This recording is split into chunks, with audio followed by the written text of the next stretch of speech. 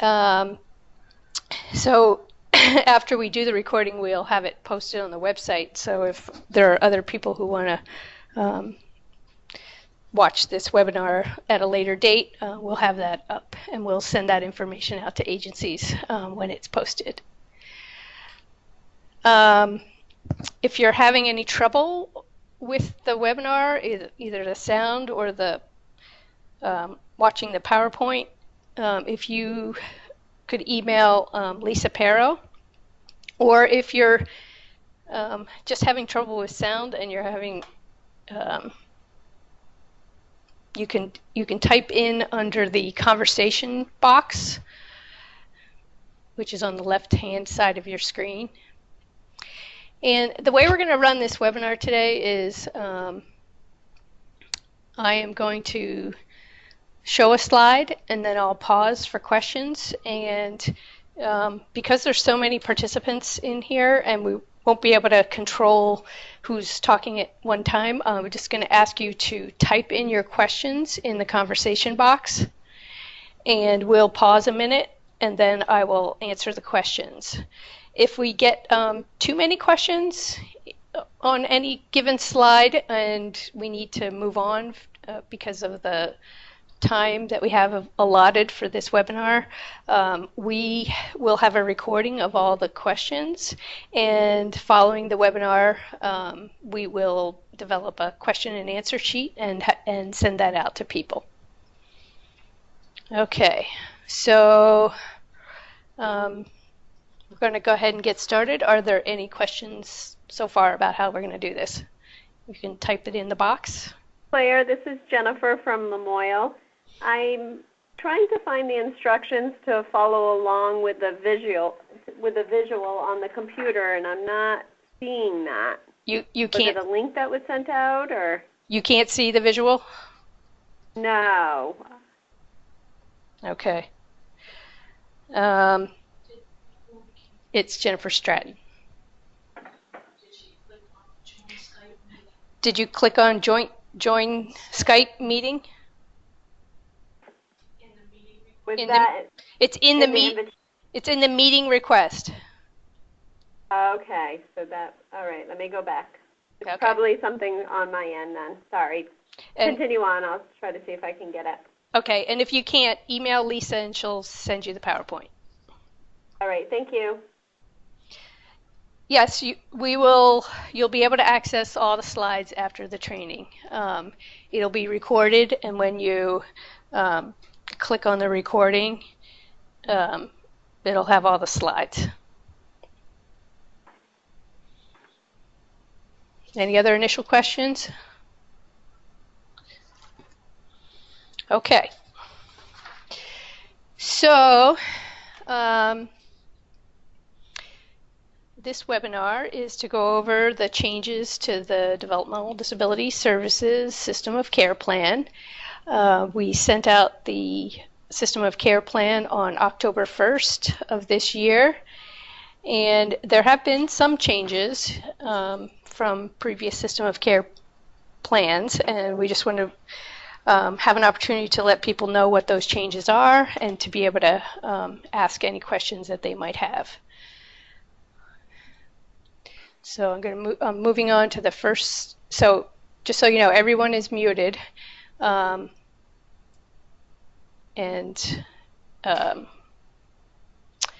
you'll just type your questions into the box. Okay, so it's helpful if you have a copy of the System of Care Plan with you, so you can reference the pages that I'm going to be going over. At the top of each slide is the page number. So on page 1 of the new System of Care Plan, there is some information about how we went about adopting the new System of Care Plan and why we had to change some of the way we structured the System of Care Plan. So in 2014, the legislature passed Act 140, which was an amendment to the Developmental Disabilities Act, and there are some new requirements for how the System of Care Plan gets adopted. So we had to take certain parts of the plan and adopt them through the regulations process. So I'm hearing a little background noise. So if you could press *6 to mute your mic. I supposedly have everybody muted, but I guess there's some issues. Thank you. So we had to include some parts of our system of care plan in our regulations. So those are the regulations implementing the DD Act.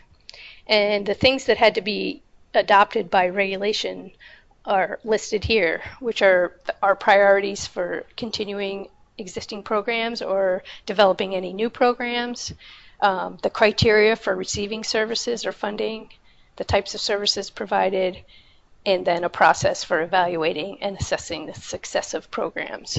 So all of those things were included in the regulations that were also adopted on the same date, which was October 1st.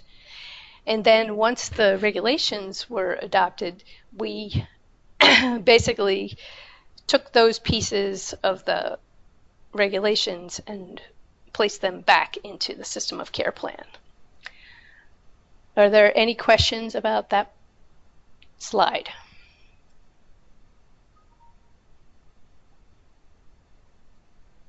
Oh, shoot. I got to get my...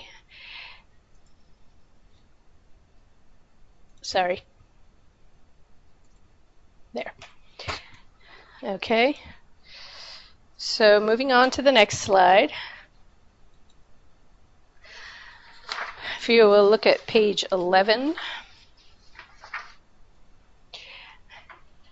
This section talks about the responsibilities of designated agencies in terms of informing individuals who are applicants or people who are currently in services about all the options that they have for managing their services. So this is a designated agency responsibility to make sure that people understand that they have options for just having agency managed services,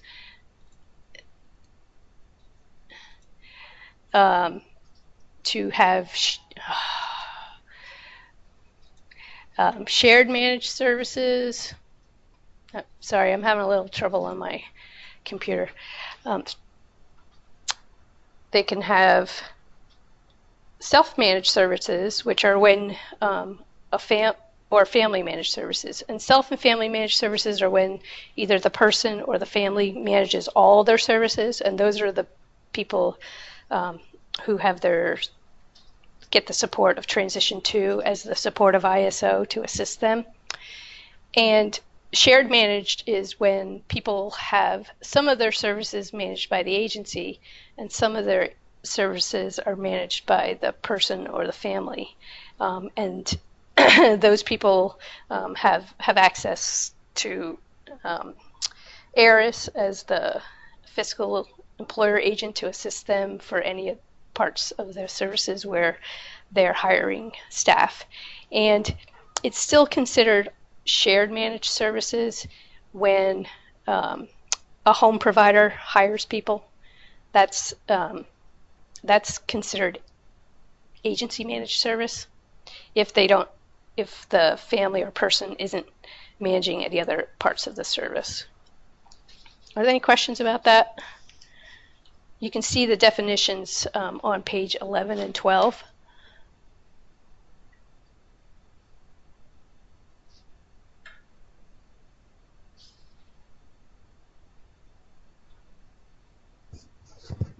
Okay, I'm going to move to the next slide. On page 23, this whole section of the system of care plan is new, and the way it's laid out is totally new. So this was one of the requirements of the Act 140, which said we needed to include a description of our programs and the eligibility for those programs. So in this whole section of the system of care plan, there's a description of each program that we have and or funding source. And there's a brief description of the program, and then there's eligibility criteria, which includes their clinical eligibility requirements, the financial eligibility requirements, and then any access criteria. And the access criteria is basically who has access to that particular service. And then the final section under each program or funding source are the limitations, which describe if there's any limits on those service or any particular rules about that particular program in terms of how it can or can't be used. Are there any questions about that?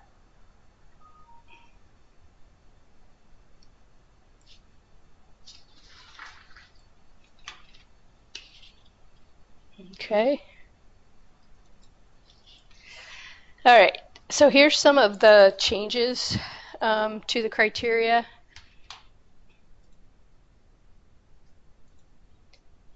And on page 27,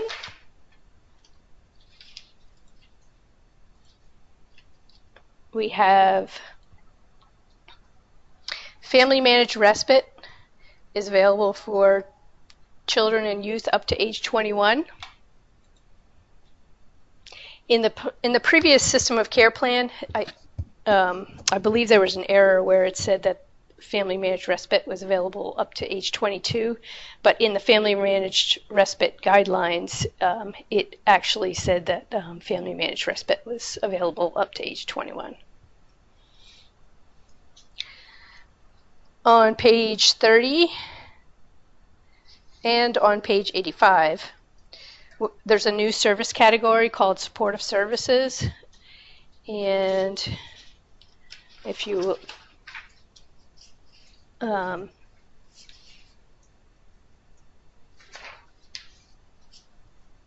look on page 85, there's a definition of what supportive services is.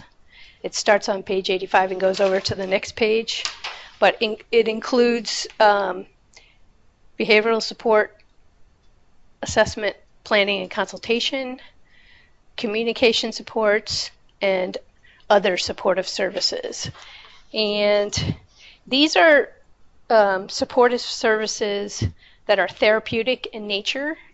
They're services that you can't get through regular state plan Medicaid, and they're appropriate. They're medically appropriate, that they don't have to be medically necessary as Medicaid defines medical necessity, but they're appropriate for the person based on some condition that they have, and that they would be therapeutic for that person. But they don't necessarily have to have a licensed clinician to provide that service. So the communication support, that could be services that are provided by people who aren't speech language pathologists per se, but somebody who has communication support skills. It could be the support for like facilitated communication. That might be an example. And then under N02, the other supportive services, it's specifically for skill-based training like DBT skills groups or sexuality groups that aren't being provided by licensed clinicians. And it could also include other services that can't be accessed through the state plan that might be provided by licensed or certified individuals, like therapeutic horseback riding. So I see we have a question. How do we bill for this new category of supportive services? Okay, so this is it's a service category under the home and community-based services. So you will have that as a category within somebody's home and community-based services in their whole package of services that ends up getting billed altogether as a daily rate for home and community-based services. It's not something that can be billed as a separate fee-for-service, so it's not available through that option. It's only for people who have home and community-based services, and it can be included. Are there other questions about that bullet?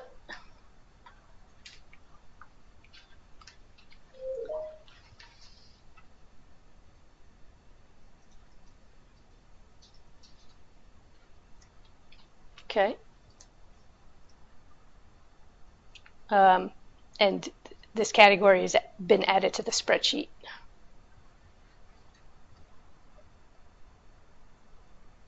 Any other questions? Okay.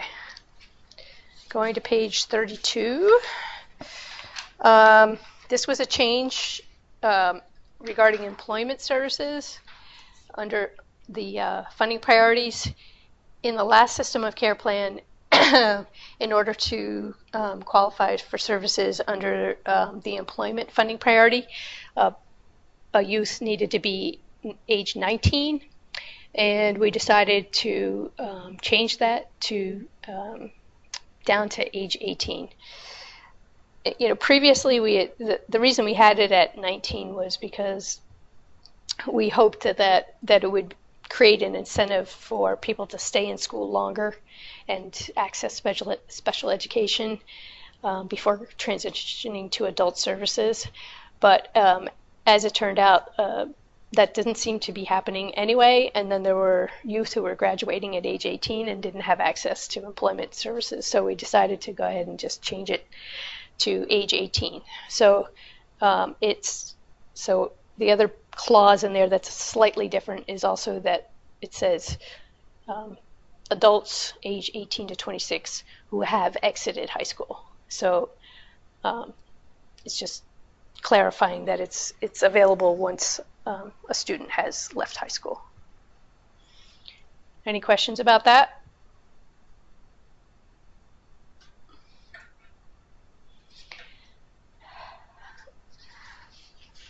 All right, on page 39, this is in reference to specialized services. It's actually on page 40, I apologize, I had the wrong page.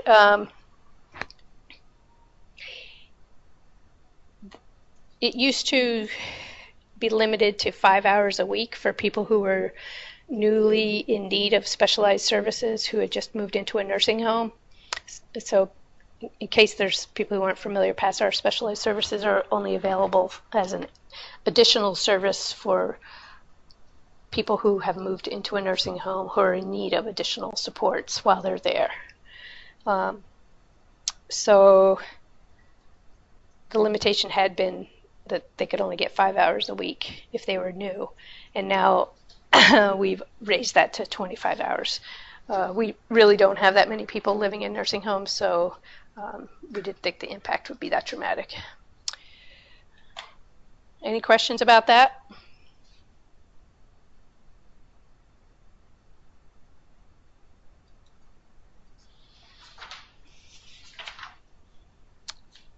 Okay, and then on page 44, we have the section regarding special initiatives. And this is the section of the system of care plan where we've taken input from the local system of care plans and looked at things that we think are going to enhance overall the system of care for people in services, and identified some of the areas where we would like to focus some energy or resources, or have the possibility of trying to have grants or special projects related to the priorities. And so the areas that we have identified for the next 3 years for this system of care plan are increasing the number of housing or supported living options, looking at strengthening the workforce through training and retention efforts, continuing to support efforts around supported decision making particularly as an alternative to guardianship, and continuing the work that Roy had started related to person-centered thinking, and spreading that in terms of getting that information into practice more widely as agencies are doing their planning for people's services, and then also when they're delivering services. Any questions about that?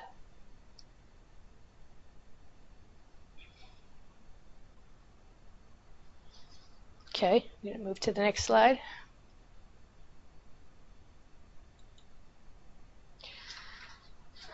Page 52 to 54.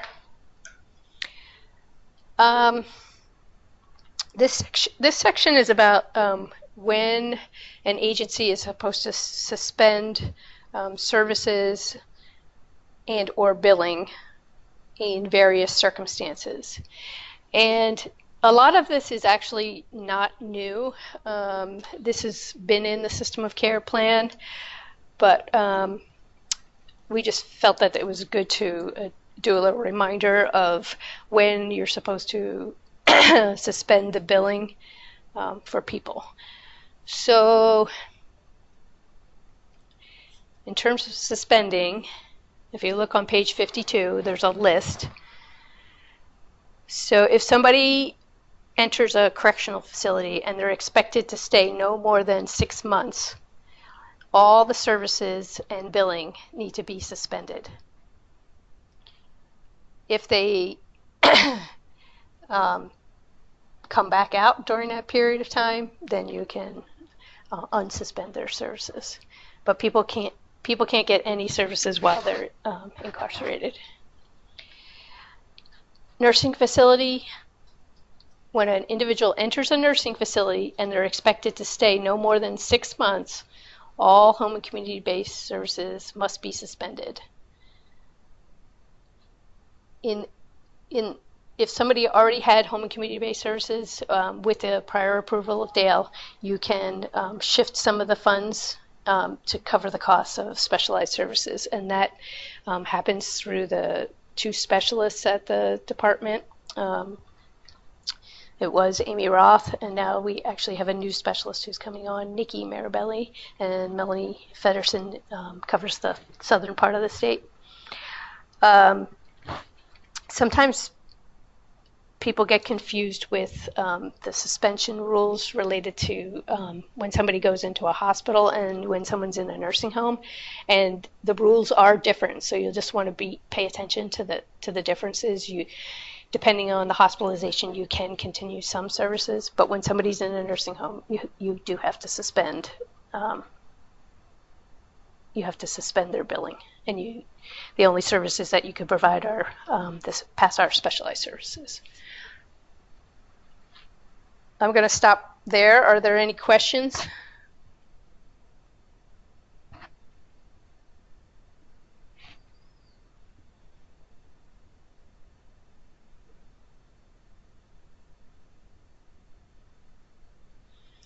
Okay, there's a question going back to family managed respite. The clinical eligibility doesn't specify developmental disability must meet the DD regs. Yes, actually that's true. The family managed respite was set up as one of the types of services related to integrating family services, where we were looking to kind of break down the silos between mental health and developmental disability services. So the funding for family managed respite is in the developmental disabilities budget, but and we administer it, but children who have mental health, who qualify for any kind of mental health services through the designated agency, also could have access to that service. So a person would have to have either a developmental disability or be eligible for children's mental health service.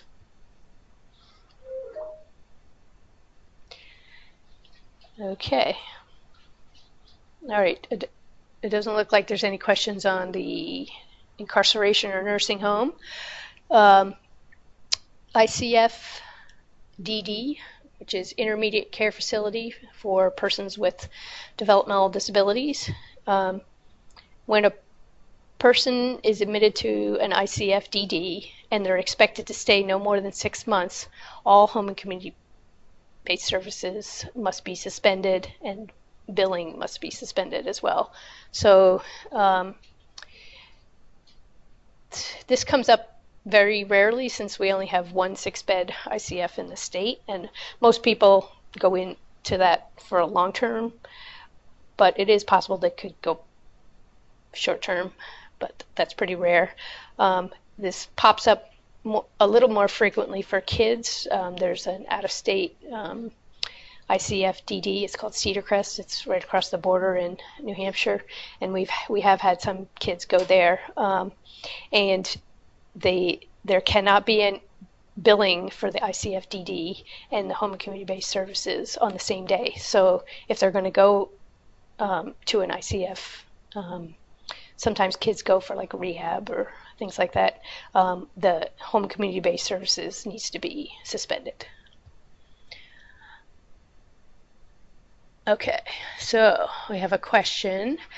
Would Dartmouth Hitchcock Medical Center Psychiatric Unit be considered a level 1 facility for inpatient?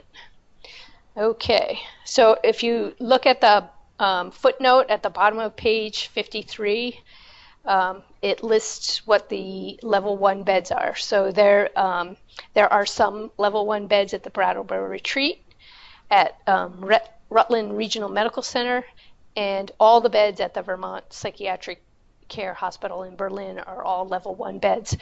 There are some beds in Rutland and at the retreat that aren't level 1 beds. It's a specific designation of level 1 beds. So it's something you would have to check when somebody gets admitted to know what kind of bed they're getting admitted to. So Dartmouth does not have level 1 beds.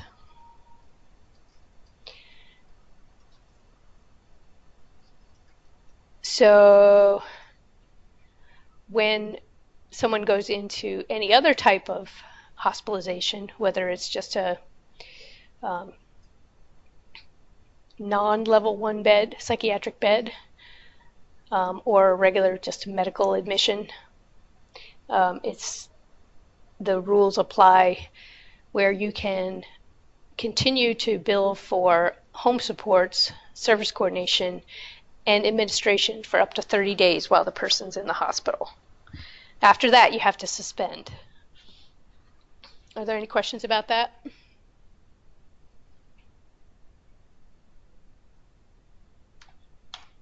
Okay.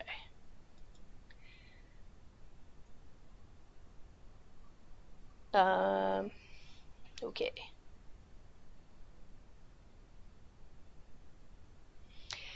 So the next bullet is gaps in service, and I'm going to go over that in the next slide because there's more details on that. But if you flip over to page 54, it includes visits outside of Vermont. So when an individual leaves temporarily but continues to need services, they could continue to receive services for a period not to exceed 6 months. But any part of their service package that's not being delivered during that time would have to be suspended. I mean, this gets a little tricky sometimes. For example, occasionally we have situations where a shared living provider will go to Florida for 3 months of the year, and they could continue to have their shared living provider stipend if of course this is all dependent on whether the agency agrees that it's okay for the person to leave the state, but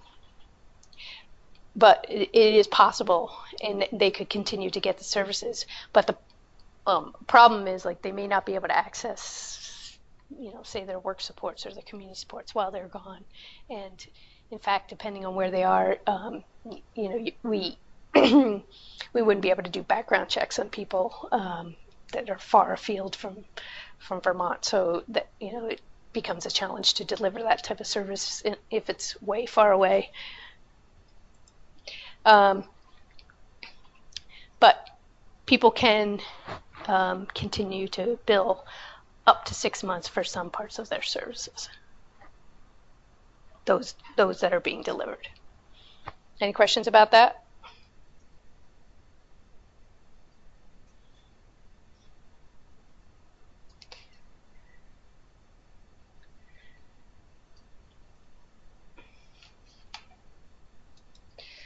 All right. And then if somebody leaves services, if somebody drops out of services without notice and you're unable to contact them, you would have to suspend all of their services and the billing. And in other circumstances, if the individual is not expected to receive the services within that 6 month period, so you should be making an assessment about if it's reasonable that the person is going to return to services within that 6 month period. And if they're not, then it may flip over into needing to terminate somebody. Again, it's a judgment call. So we know there's a lot of people out there. They come in, they come out, they come in, they come out, and it's hard to know whether they're going to stay within services or whether it's going to extend for a long period of time. Okay, are there any questions on that? I got to pause here for 1 second to get technical assistance from my helper. So I'm going to mute for 1 second.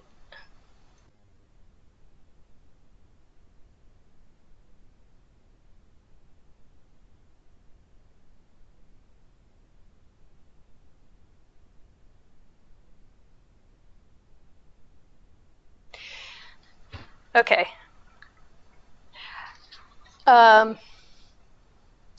So on moving to the next slide, on page 53, it talks about the gaps in services. And so this is an area that I know has been a challenge for people, but we wanted to clarify this has always been in the system of care plan, and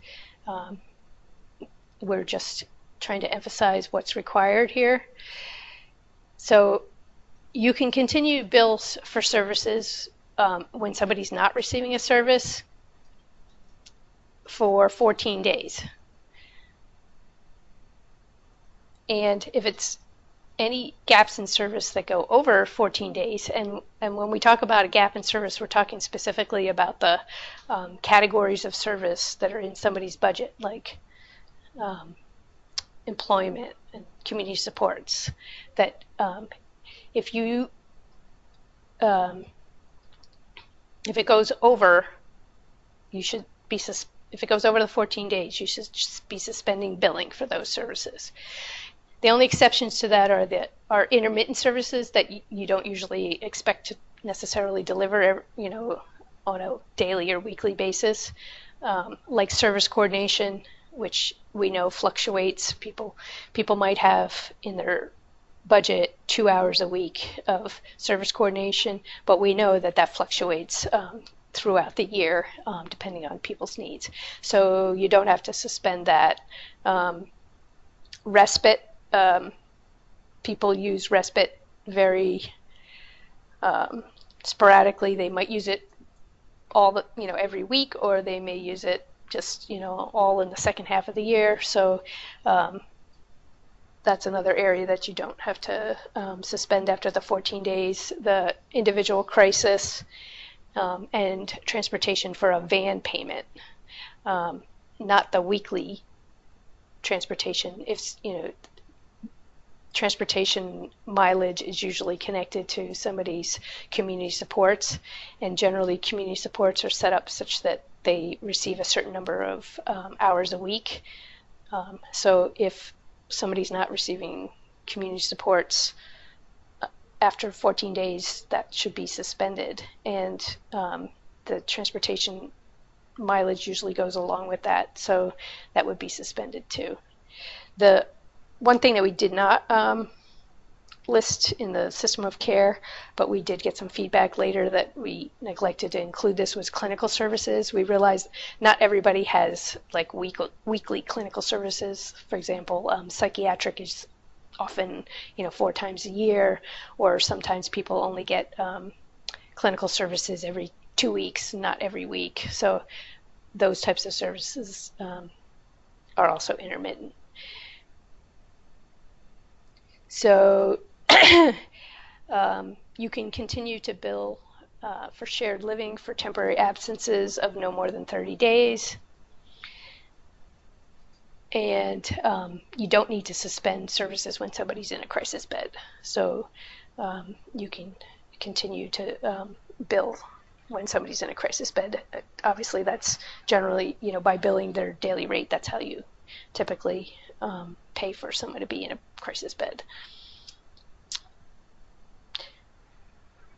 So you would also suspend billing when the start date is delayed for any part of the service. So this is in particular when you get new funding, or when somebody's first new to services. You put those parts of the budget on the spreadsheet when you actually start providing them. So we know that sometimes it takes a while to find a shared living provider or to set up community supports, as a couple of different examples. And so basically we do expect that what's on the spreadsheet should be reflective of what people are getting, except as noted above. Are there some questions about that?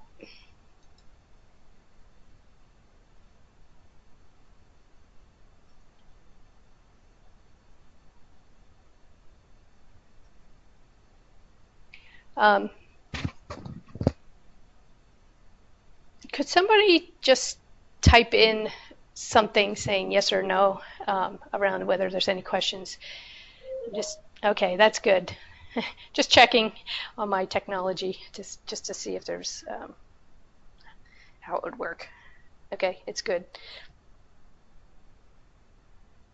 So no questions about suspensions?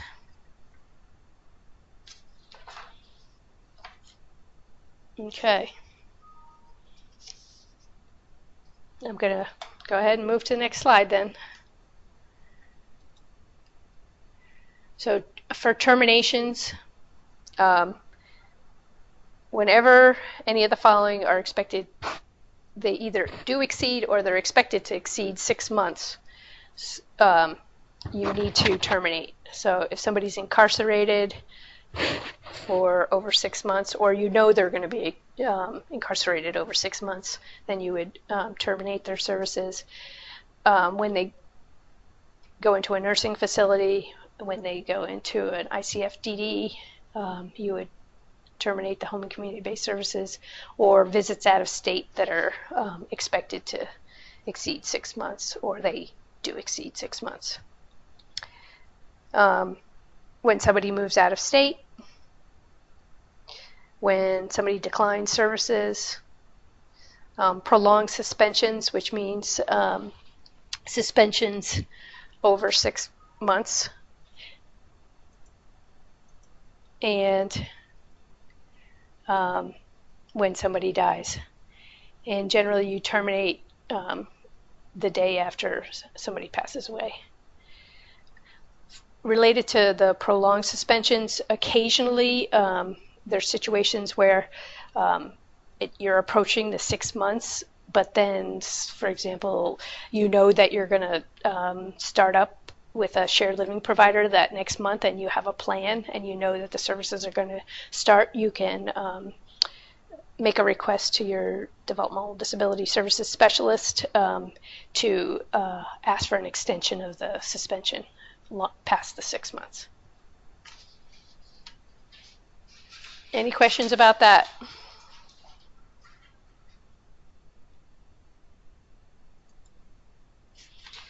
Okay.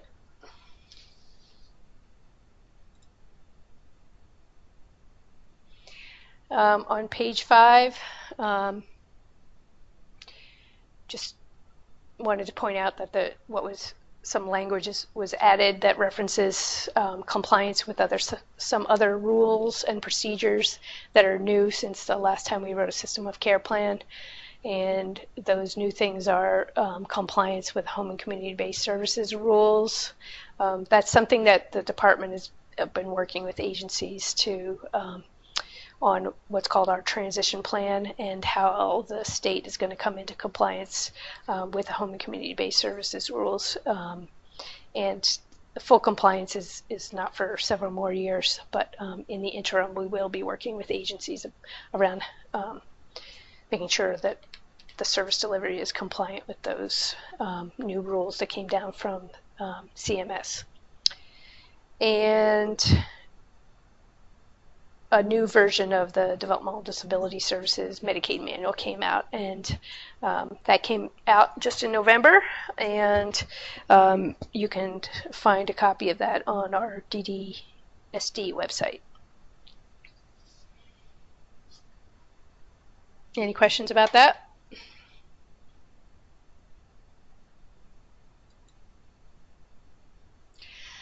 Okay, on page 56. There's a new requirement for returning funds to the state. Basically returning to equity and public safety funds, the returned caseload. So what's new is if a person moves to self and family management and the services end up costing less than what they were authorized, that was transferred to the from the designated agency or the specialized services agency, then those funds are going to come back to the returned caseload. So, but basically the way that would work is the agency determines their budget to provide services to somebody, and then if they choose to move to self and family management, the approved budget gets transferred to Transition 2, but then Transition 2 would be working with the family or the individual to determine how the funds are going to be used to provide services. And then if the agreed upon way that services are going to be delivered costs less, then that money would come back to the state. So that's new. That's something that's new. The other issue is that if the reduced budget upon periodic review when self and family managing, this would be for people who are existing folks who are self and family managing, then any savings are returned to the returned caseload funding pot. Any questions about that?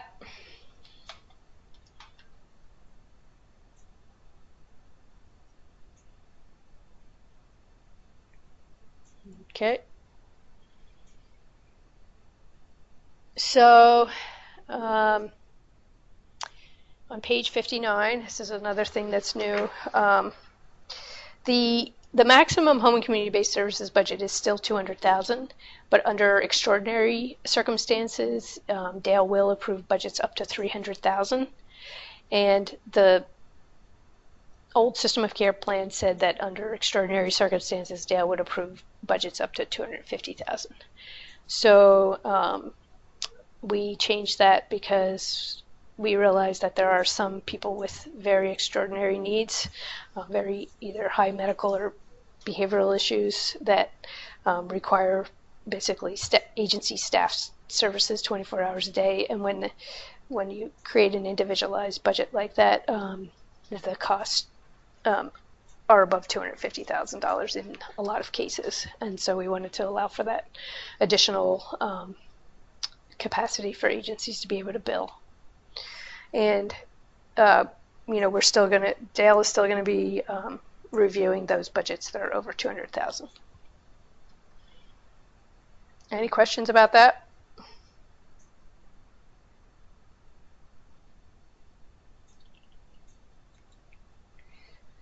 Okay. On page 60,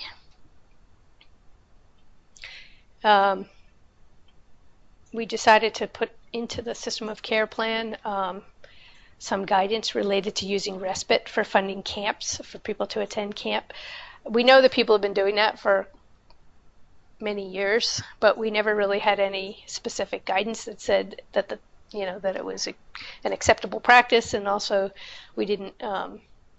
We had gotten a number of questions related to how much of somebody's respite budget could be applied to paying for a camp, and so we just decided to add a little bit of guidance there. So we're suggesting that you could use what would be the typical daily rate for respite for a person for each day of attendance. So that's how much could be used out of somebody's budget per day of attendance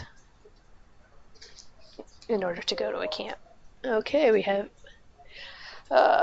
it's actually on page 61. Thank you.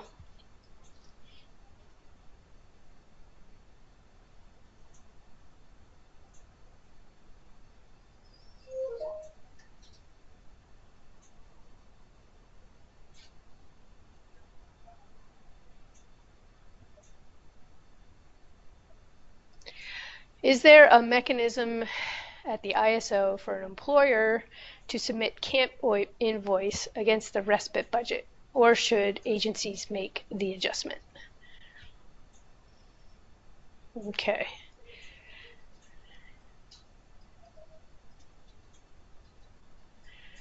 That is a good question.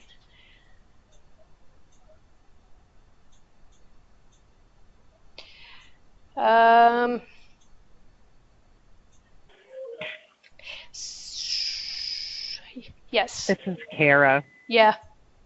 Go ahead. Yeah, they can just submit an invoice if it comes as an invoice, and then just attach a non-payroll reimbursement under respite. Under a non-payroll reimbursement form, but it gets billed to the respite code. Correct. Okay. Thank you. Yep.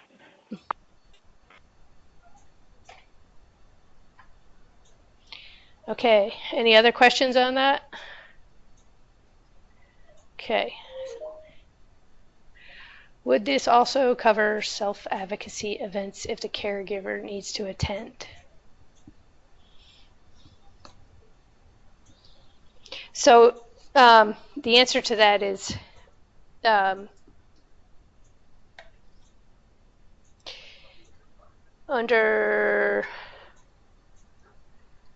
page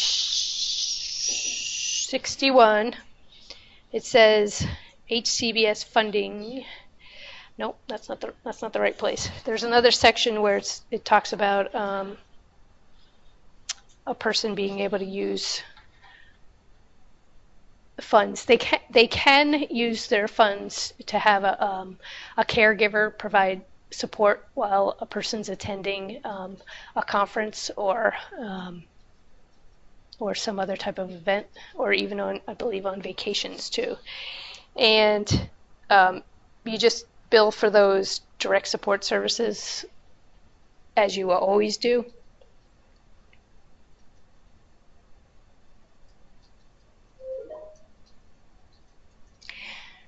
So defining a typical daily rate. So if the person has a daily respite rate that they already use in their budget,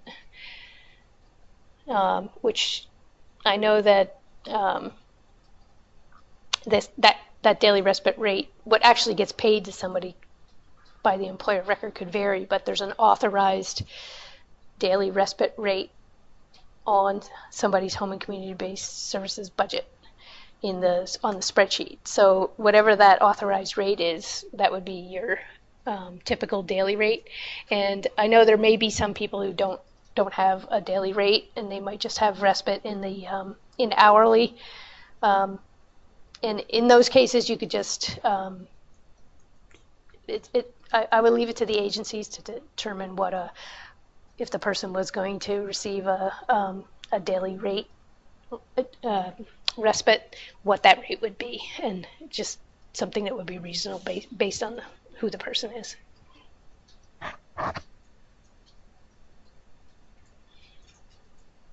Any other questions? Okay. Moving on. Oops. Oh, no, just thanks.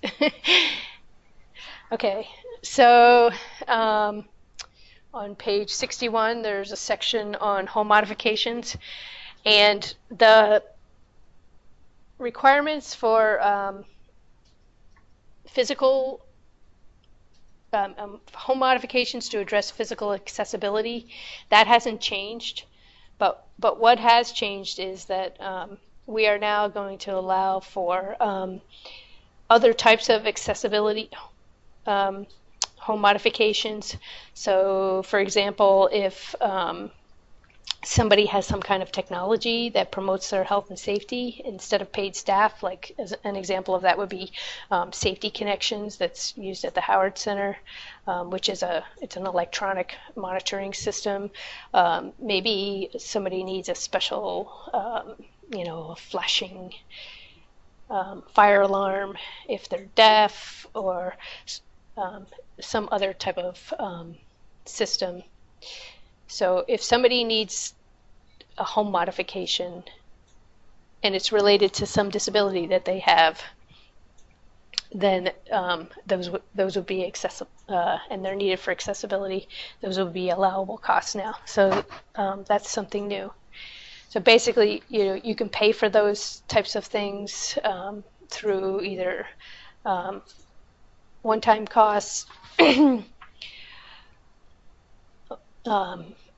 could, if it's an ongoing need, it could be something that stays in somebody's budget. But if it's just something that has to be purchased once and then you're done, you keep it in the cost of that in somebody's budget until it's paid off, and then you need to move it off of their home community-based services budget. But if it's an ongoing, like if there's like some type of ongoing fee for the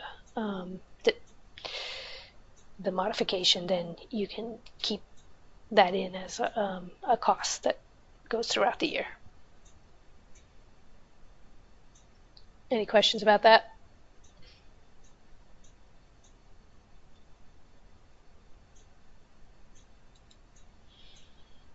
Okay. On page 62, I already mentioned that we lowered the age for the work supports. That was in the under the work supports funding priority, but also we lowered the age to access community supports to age 18 as well for those people who have exited high school. Any questions about that?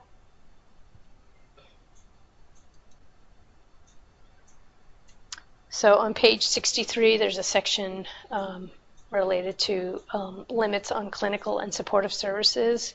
And this is for when you're requesting new services, either to the Public Safety or Equity funding committees. And we never had anything that outlined any limits on clinical, and of course supportive services is a new service. But when we sit at the funding committees, we often have been operating on a kind of rule of thumb, and we just wanted to get that down as actually an official rule. And so generally, for people who are relatively stable on their medications, 4 visits a year for psychiatric, and then for people who are unstable and need a lot more visits, you can put in for up to 12 visits a year. Okay, let me look at the question. Funding request form needs to be updated to access. Yes it does. Thank you. I shall make a note of that.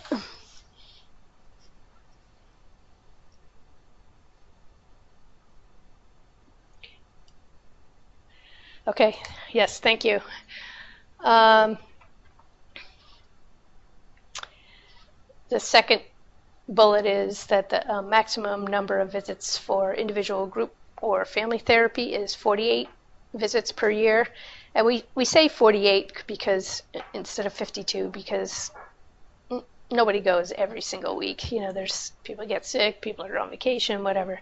And so we put in the limit is 48 or a total of 96 for if you need a combination of those therapies. There's sometimes people need both group and individual or individual and family therapy. And then the maximum number of visits for behavioral support and consultation is 96 visits a year. And then all the other supportive services are limited to 48 visits per year or a total of 96 for those needing a combination of supportive services. So, it's possible to, somebody may need behavioral consultation, which would be separate from the other types of supportive services. And there are exceptions allowed. It's described there what the exceptions would be. So you can make requests if you have some written documentation from a treating clinician that additional services are needed. So this doesn't apply to people who are existing. These limits, your agency can move funds around if somebody is temporarily needing an increase in the number of these types of clinical services to meet the need. Are there any questions about that?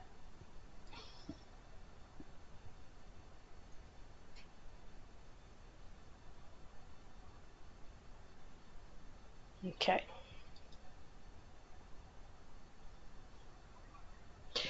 Okay, so on page 64, we've added something new, and this is about setting the rates for the services that are provided by workers that are paid through the fiscal employer agent, which is ERIS. So the minimum is always has to be whatever is negotiated through the collective bargaining agreement, and that information has been sent out to all the agencies and also out to all the employers of record. And if there's any change in that, we will notify agencies and all the employers of record. Actually, the collective bargaining agreement is being renegotiated this year, so it's possible that there will be changes, but of course we don't know that until a new agreement is signed. But we will let people know about that if it happens. But that's the minimum. And we are working in Dale across Choices for Care, Children's Personal Care, and DS and TBI to come up with basically some type of similar upper limit on authorized rates, because people are providing quite similar services across all those programs, and we haven't quite finalized it yet, but should be coming out soon, and there'll be it'll say what the upper limit is on an authorized rate. Basically, I mean, in some of the other programs they already had an upper limit, but in DDSD there was no limit, and we've been asked a lot by agencies whether there should be some kind of reasonable rate set for how much an employee can be paid in that program. So our guidance is that rates should be based on the level of need. There are certainly people who are much more complicated, either because of medical or behavioral issues, and then there are people who are more easily provided services, and the rate you set would be lower, and for those with more complex needs you could set higher rates. The guidelines should be coming out soon. We've we just have a few finishing touches to finally reach agreement across our programs on what the rates are going to be. So how about if I say I would estimate sometime in January. So this is in particular for you setting, as an agency, for you setting a rate in terms of calculating what goes on your spreadsheet for those people who have the workers that are paid through ARIS. And I mean, so it's basically you figuring out how much is a reasonable amount that's needed for that person, for that service.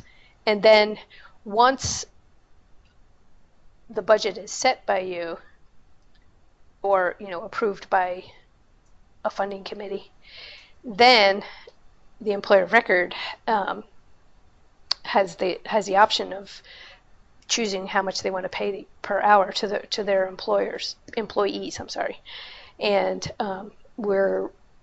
they are going to need to pay within that published minimum and maximum amount, and we're talking about the potential for a variance process there too, but that's not finalized. Any questions about that?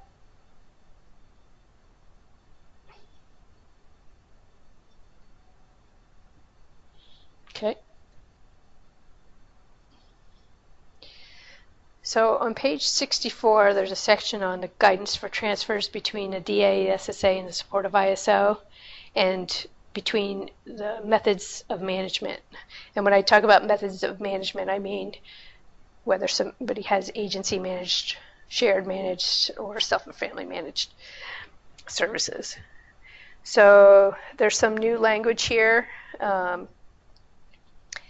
During the first year after receiving new funding, if a person transfers to a different agency or a new method of management, and it costs less, then the savings go back to the caseload fund that you got it from, the public safety or equity fund. After the first year, if the services cost less when transferring to a new DA or the support of ISO, then the savings are reallocated through internal adjustment by the new DA or SSA. And if the person's going to transition 2, then and it costs, if it costs less, then transition 2 will send the funds back to the return caseload pot.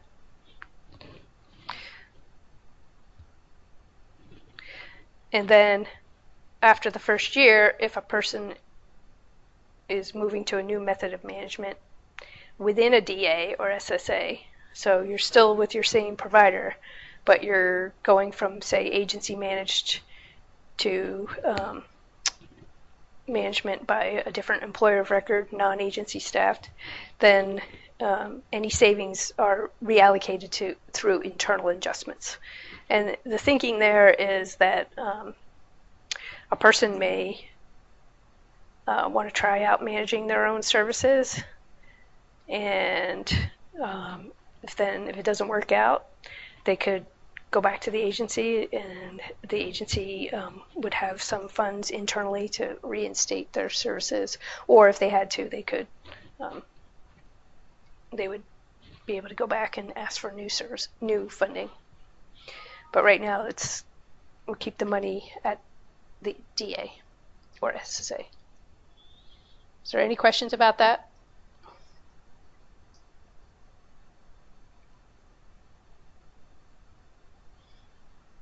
Okay.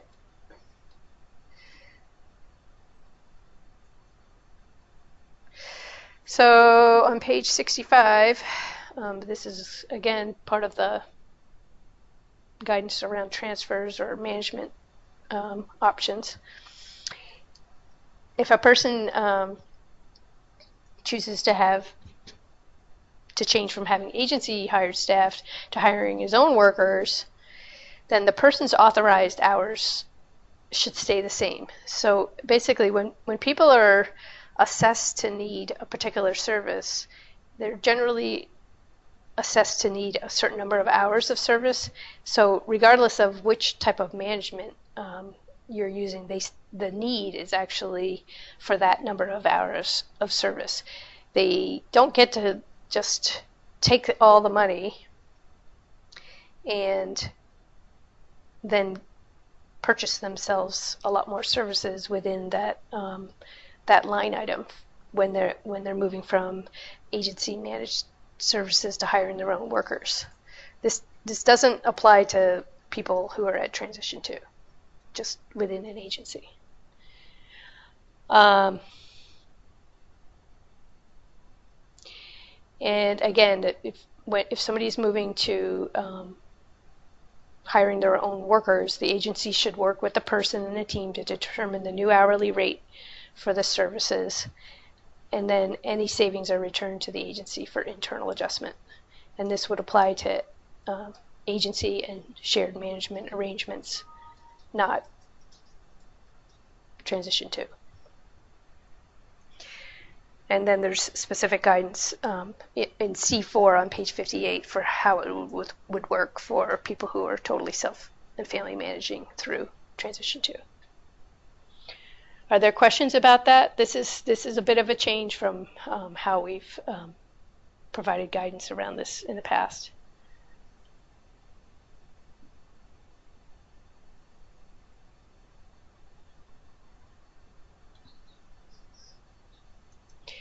Okay. And some more around transfers. If a person transfers from the supportive ISO to a DA or SSA, then the receiving DA or SSA should do a periodic review to determine what the current needs are. And if the costs to provide services are greater at the DA or SSA, then the rates may be adjusted either through internal adjustments or a request for additional funding can be made to the Equity or Public Safety funding committees when the amount exceeds $4,500.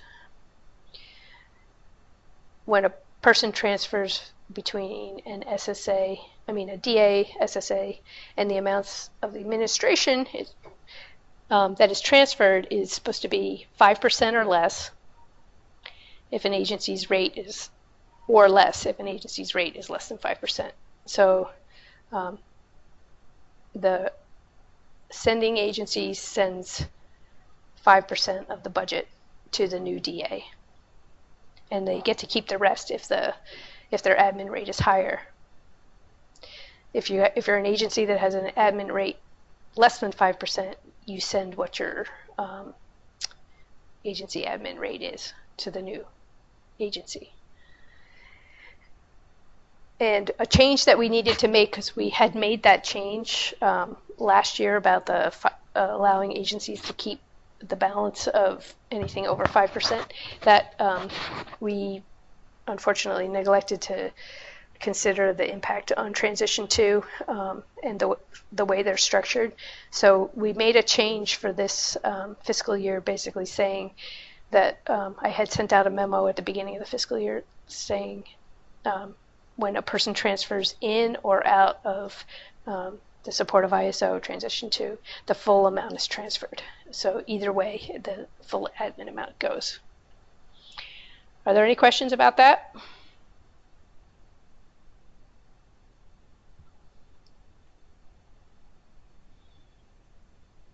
Okay.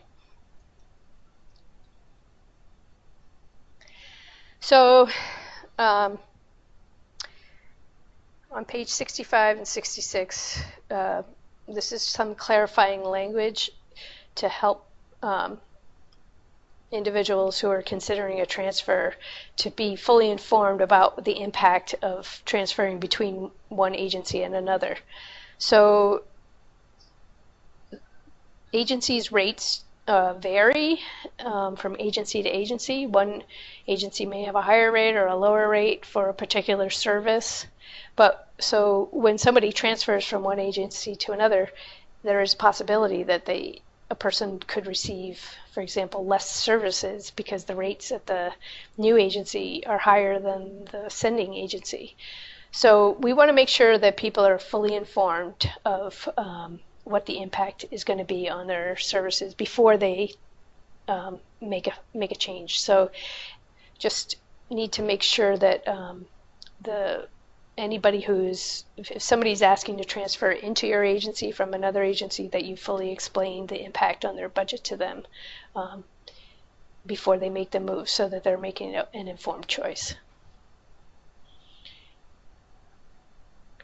And then another piece is that when someone transfers to another DA or an SSA, or to transition to, the budget should be prorated for the remaining days in the fiscal year. And that's regardless of how much service was utilized. And I know that sometimes can create winners and losers.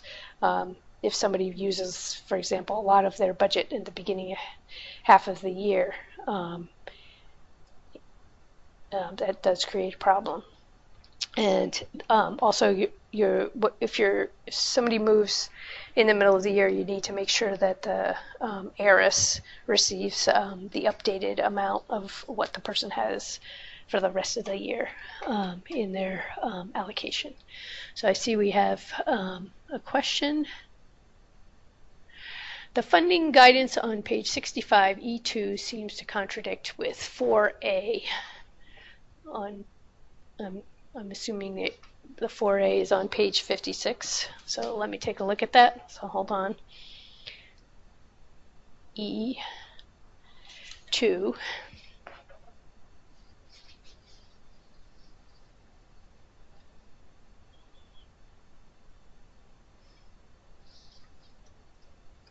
Okay, and page 4A.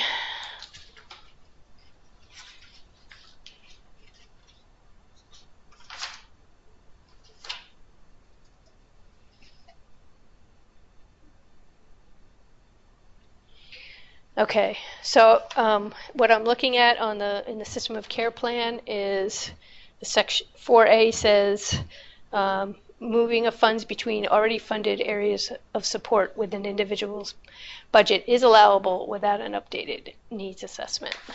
And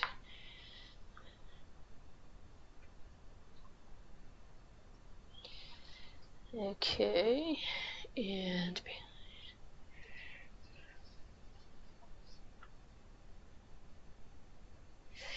well,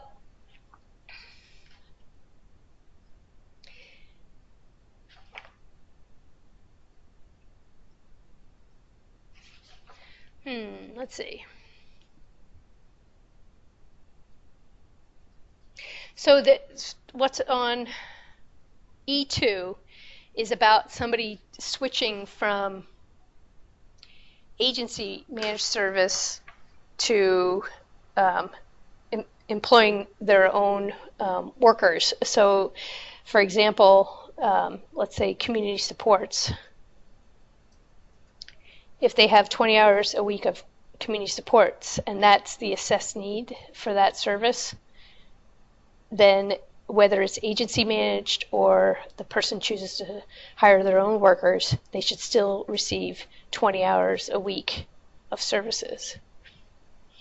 But under E2, I'm sorry, 4A, that's about moving funds between funded areas of support. So that's not about switching the type of management of services. So people are allowed to move funds from, like, for example, if they decide they don't want to have community supports and they want to have respite, they can move that into another area. They can move the funding from community supports to respite. That's still allowable. It might, it's true, it may increase the number of hours of service, but it's not related to the switching of the management option that they're utilizing that's causing the increase in the number of hours. Does that explain it for you?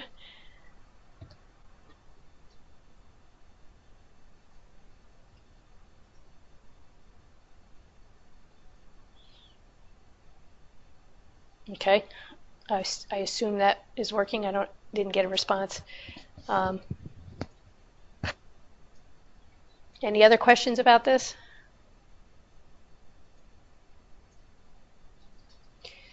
Okay. And on page 66, oh, okay. On page 66 was information about the waiting list. And this isn't new. I just want to remind people we haven't really been getting really good waiting list information.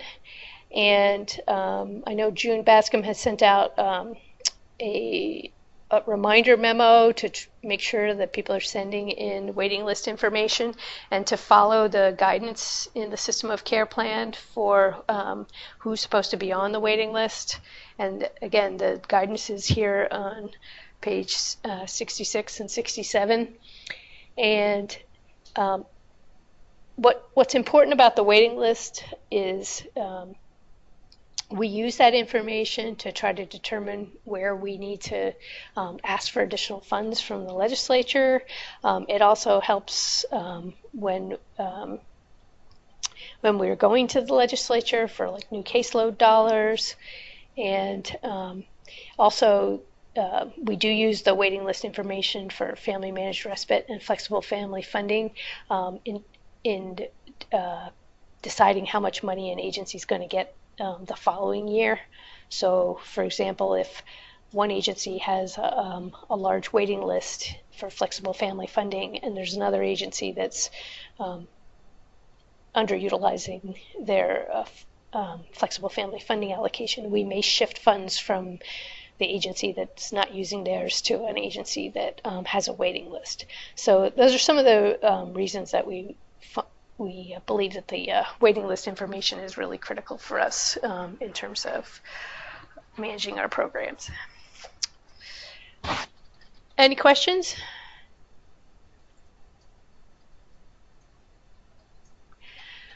Okay, so that's my final slide. Are there any general questions regarding anything that's in the system of care plan that you had?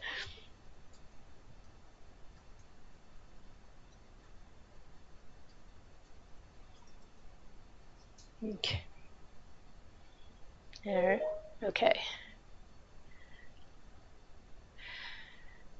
Yes, so there's a question. Going back to the 14-day rule, is it 14 consecutive days of service? It's, yes, it's 14 consecutive days.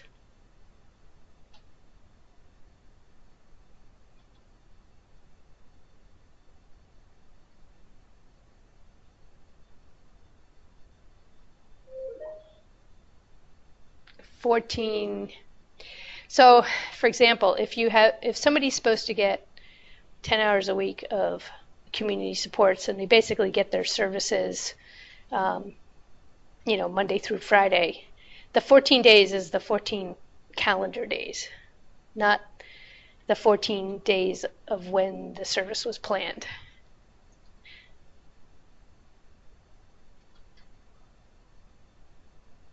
Does that make sense?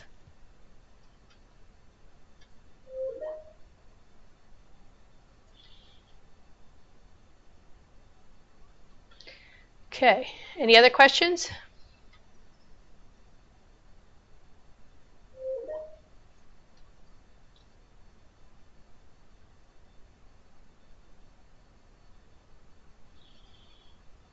Okay, so doesn't look like we have any more questions. So I think, yes we do. Does that include weekends, non-business days? So it just means the 14 days. It means 14 calendar days. So it generally is again about those types of weekly services that are planned.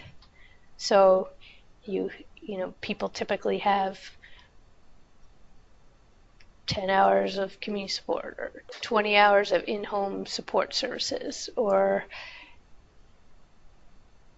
15 hours of work supports. Those are the types of services that are planned to be on provided on a weekly basis. So the 14 days is if you haven't provided any work supports, community supports, for example, for 14 days in a row, including weekends. So it's basically when 2 weeks have gone by and you've provided no services in that category, you're supposed to suspend for those that are not those intermittent services.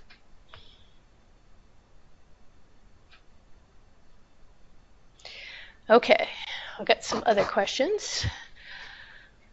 Can money saved from changing from staffed to contracted be allocated to another service area within the budget? That's a good question. So if the person has a new need in another area, yes, you could. But again, it should be based on somebody's a periodic review that demonstrates that there's a new need. Except for, as it says in 4A, it says you don't need to do a new needs assessment if it's an already funded area of service. But if it's a new area of service. But again, it should be, when you're moving money around, it really should be based on what somebody needs. If it's meeting the same need, I'm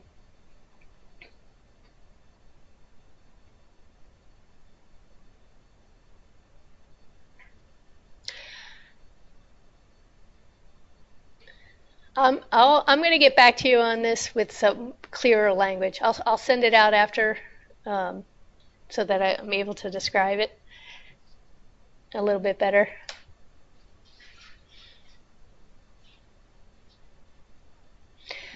Okay, another question. If someone is receiving partial supports, do the hours not being utilized need to be suspended after 14 days? Can you explain that question a little bit more? Give an example.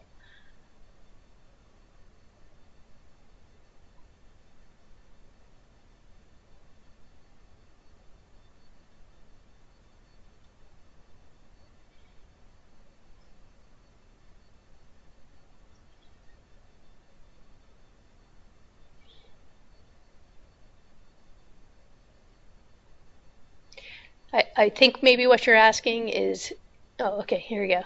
Someone with 20 hours of community support is only receiving 15 hours due to staffing.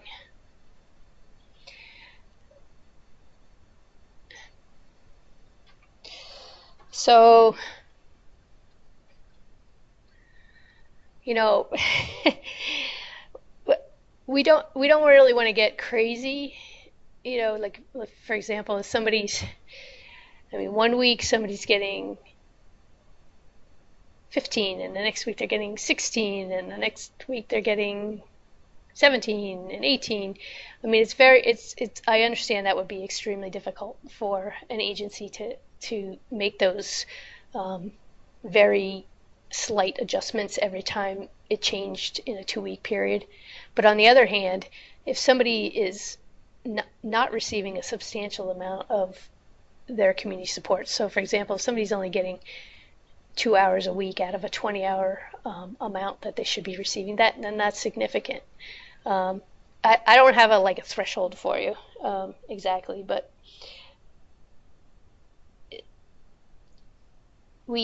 basically if people aren't receiving services, it's a significant part of their services. You should definitely be suspending after the 2-week period of time. An hour here or there may not. I don't think we're going to worry too much about. I know that's not a very clear answer.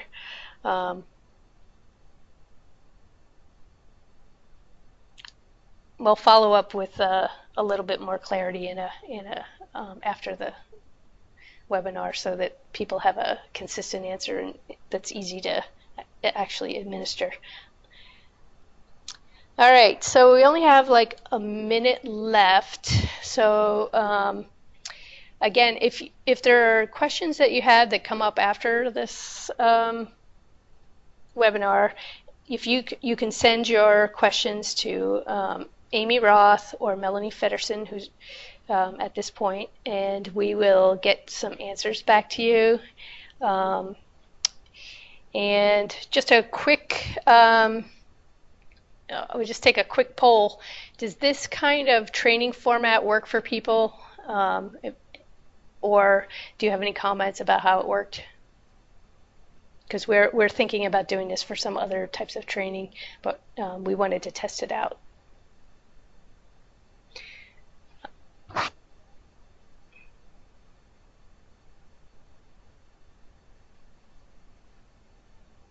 If you could put some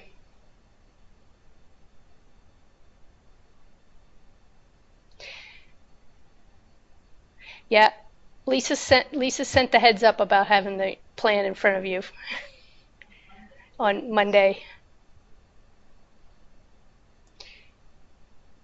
Okay.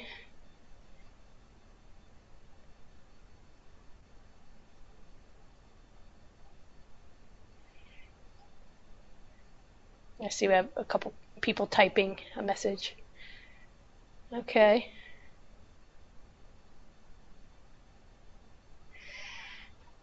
All right. Well, I'm glad that we didn't run into any glitches because this is the first time we've used this Skype for Business webinar technology. So I think we lucked out. And thanks for everybody attending. I will end at this point. Anybody who wants to keep putting in a couple more comments, I'll leave it open for a couple more minutes. But at this point, this will be the end of the presentation, and we will send out an email when it's posted. And great, we'll be sending out the link very soon, and we have it already posted. Yes, we can send out the slides. Okay, thanks a lot, everybody.